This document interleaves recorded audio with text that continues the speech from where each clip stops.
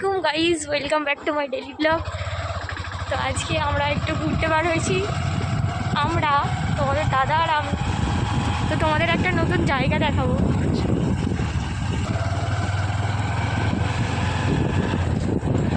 দেখতে থাকো তোমরা। আসছে জায়গাটা অনেক অনেক অনেক সুন্দর। এই যে দারুণ না? কত ধান। বিদায় জানাচ্ছি জায়গাটাকে। এই যে শেষ হচ্ছে না,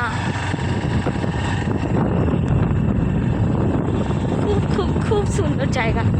আমি এই ফার্স্ট এলাম, তাই তোমাদেরকেও দেখাচ্ছি জায়গাটা।